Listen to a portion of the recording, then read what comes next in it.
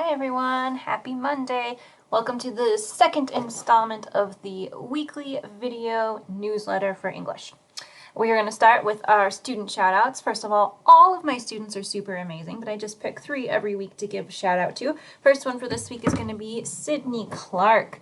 Sydney's getting a shout out today because she is an excellent example of the IB learner trait of being an inquirer. The entire year I've been blown away by the questions that Sydney comes up with and how much she wants to know about everything in the classroom and in life. Sydney, thanks for showing us how to be great inquirers. Next up is Isabella Henry. Isabella Henry is both a good example of being principled and being a thinker.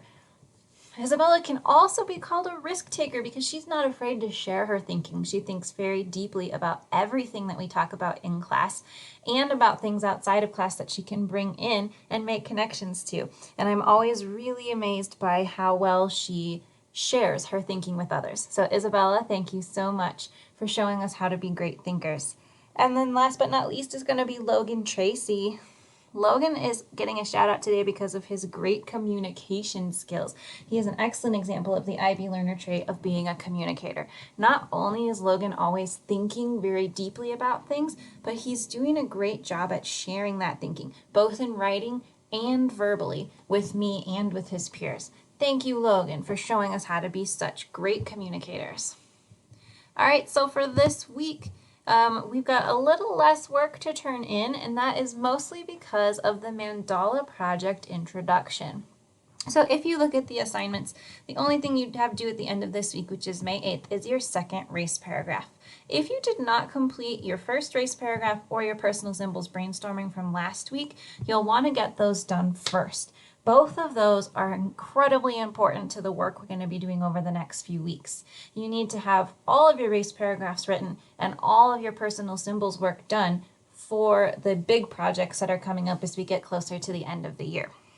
So first of all, as I mentioned last week, the race paragraphs are your stepping stones to creating a full-length essay for me. So you did one last week, you'll do one this week, and you'll do another one next week.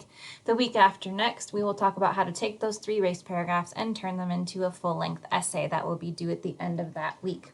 So it's super important that you've been writing those race paragraphs along the way so that you are in the same place as everyone else and don't have a lot of catching up to do when we get to writing that full essay.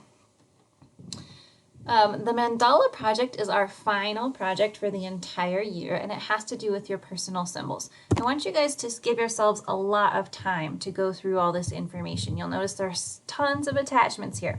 That's because I want to make sure you really understand the project and the history of mandalas and why we're using mandalas for this project.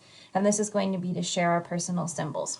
So when you do this, you will start by watching the Mandala Project introduction where I go over the assignment document and all the requirements. Then after that, you can look at everything else in whatever order you want. There's videos about what mandalas are, why they're important to the Tibetan monks who created them, how they use symbolism. There's the Mandala Project rubric, and there is an example of a mandala project that a 6th grader created last year that you guys can use for inspiration. Okay, once you've gone over the Mandala Project and feel like you have a good understanding of it, then I want you to start making your rough draft, which you're just going to do on a regular sheet of paper, so just normal sized. That rough draft is going to be due at the end of next week. So you're just getting a start on it this week, and then you'll finish it up next week and turn it in, and we'll look it over together and make adjustments for your final.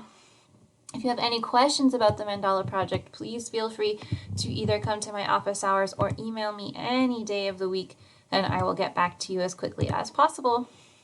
Other than the Mandala Project introduction and the race paragraph, you just have your weekly reading and then our weekly meeting on Wednesday. I will see all of you then. Have a great week.